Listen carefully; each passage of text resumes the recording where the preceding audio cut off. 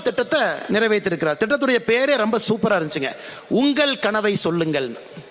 முதலமைச்சர் அவரே, என் கனவை சொல்றேன். பெண்களுக்கு பாதுகாப்பான மாநிலம் என் கனவு. இளைஞர்களுக்கு வேலை வாய்ப்பு இருக்கக்கூடிய மாநிலம் என்னுடைய கனவு. தமிழன் என்கின்ற பெருமையான அடையாளத்தோடு இருக்கக்கூடிய மாநிலம் என்னுடைய கனவு.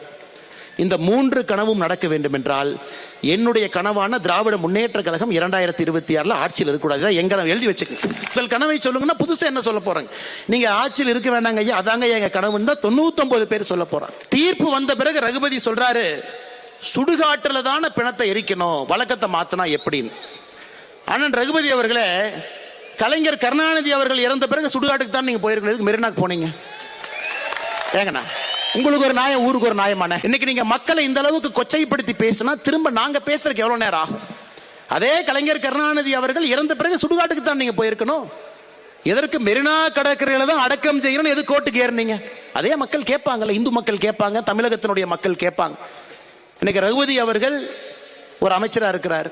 அந்த அமைச்சராக இருப்பதற்கு தமிழகத்தில் ஒரு அமைச்சருக்கு தகுதியே இல்லைன்னா ரகுபதி தான். சிறைத்துறை அமைச்சர், சிறையில் இருக்க வேண்டியவர் சிறைத்துறை அமைச்சர். இதை விட கொடுமையை பாருங்க ஐயா தமிழகத்தில். இன்னைக்கு நம்முடைய முதலமைச்சர் அவர்கள் அதோடு நிக்கல, இன்னும் அடுத்த கட்டத்துக்கு போறாங்க. அமித்ஷா இல்லையாமா, அவர் அவதூறு ஷா, அவதூறா பேசுறாராமா. அதனால அமித்ஷாவுக்கு அவதூறு ஷா என்கின்ற பெயரை வைத்திருக்கின்றார்கள். ஐயா முதலமைச்சர் அவர்களே, ரொம்ப பொறுப்போடு பணிவோடு கண்ணியத்தோடு நான் கேட்கின்றேன், முட்டாள்தனமாக ஆட்சி நடத்துவதற்காக முட்டாள் மு க ஸ்டாலின் என்று சொல்லலாமா? சொல்வதற்கு என்ன ஒரு நிமிஷம் ஆகலாமா?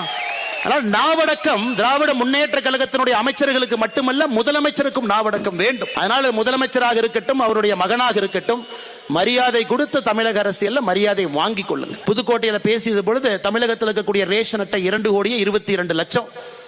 ஒரு ரேஷன் அட்டையின் மீது 2,04,000 ரூபாய் கடன் இருந்துச்சு. இன்னைக்கு ஒரு ரேஷன் அட்டையின் மீது 4,54,000 ரூபாய் கடன்.